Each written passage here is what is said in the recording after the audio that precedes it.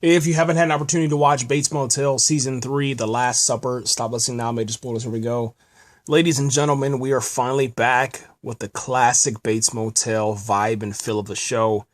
This reminds me of how epic and amazing this show was in Season 1. Not saying that it's done anything wrong or is not as good as it was in Season 1, but we all know that Season 1 of Bates Motel is absolutely the best season ever, okay?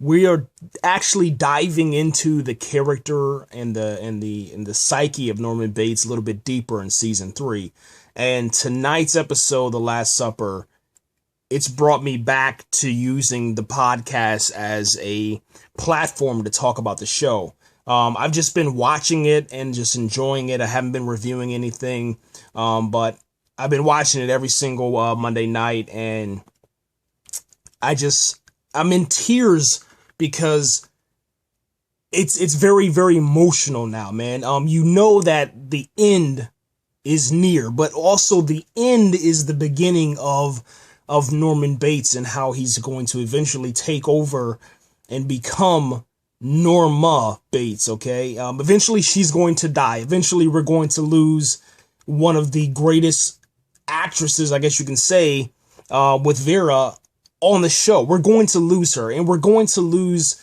Emma if they don't get the money, okay? So there's just a lot of stuff that's hanging right now in the balance, and we know we have to get there. And tonight, The Last Supper showed us that.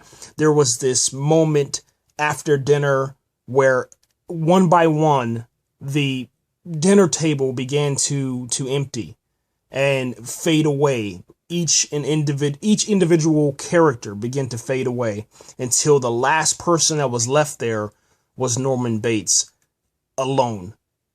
And it was, I don't know, man, for me, it brought up so many emotions. I was like, I can't believe that they did that, because at first I was thinking, okay, well, Norman, he's going to explode any second. It's going to be the worst dinner party ever, and he's just ready to, like, you know, just blow his top, man, and let the steam out, because there were so many things that were going on, man. You had Norma and her brother, playing at the piano and being intimate, you know, the same way that Norma and Norman always played the piano, and you kind of felt like, you know, that was their thing, and they took that away. Then you had, you know, Norman's brother decided that he wants to date Emma now.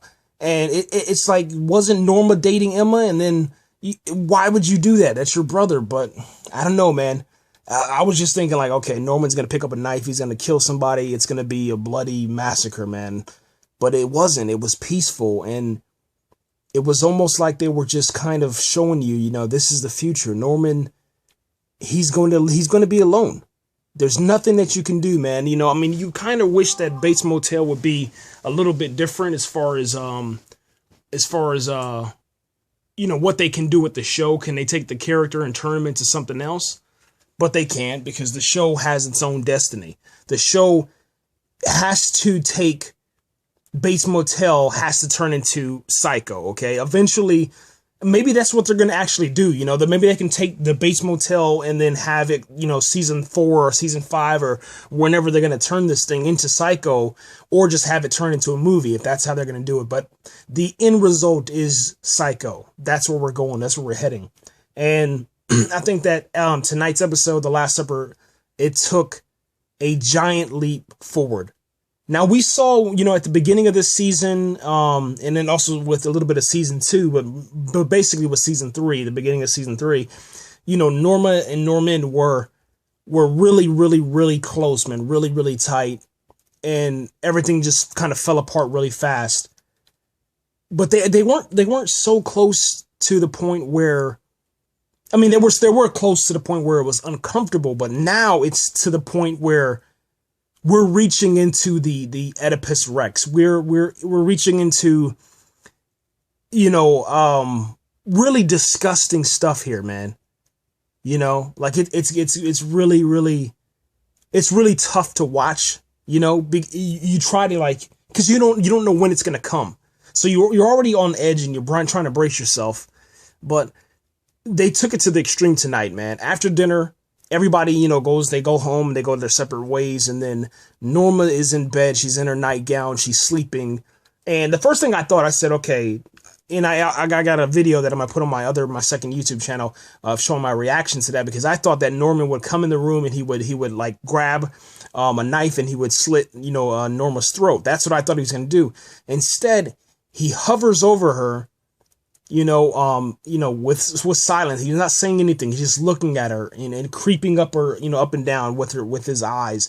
And then he bends down and he extends his hand out and he starts to caress her body, the figure of her body and the shape of her body. And he doesn't say anything. It's just this creepy, disturbing look in his eyes. And what I would love to see from Bates Motel next Monday, as we near the season finale, because we're really close, I would like to see the episode pick up right from that moment and then go forward. That's what I would like to see, because I don't know.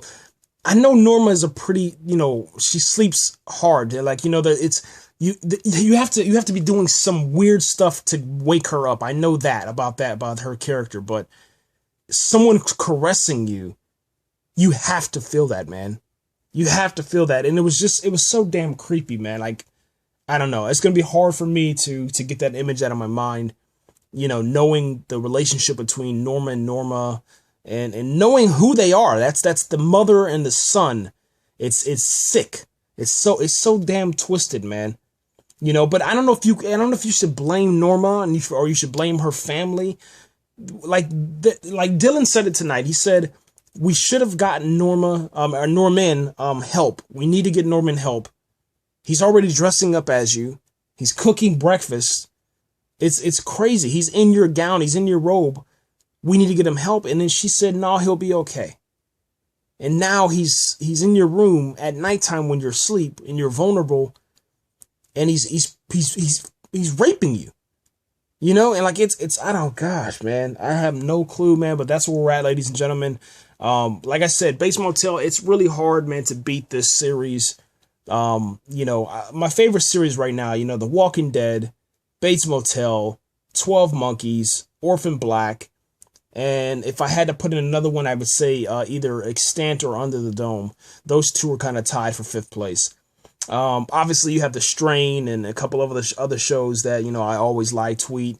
But those are my top ones, man, that I just can't get enough of. I can't stop talking because there's so many elements of the characters. There's so many things to talk about and try to weigh, man. You just gotta love the writing and love the team, man.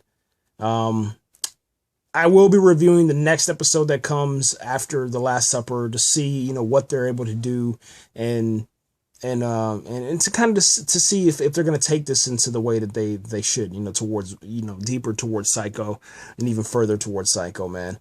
But yeah, if you guys got an opportunity to watch it, comment, like, subscribe, do all that stuff. I want to hear from you guys on this one, man, because this one was creepy, man. I know I'm not the only one that's thinking this. This is absolutely, this is on television too, man. Like it was on TV. Like the caress was on TV. That's all I gotta say. Anyway, man, I'm out of here, man. Comment, like, subscribe, share the video, and yeah, we'll be back. The Bates Motel comes on A&E, man. So check your local listings.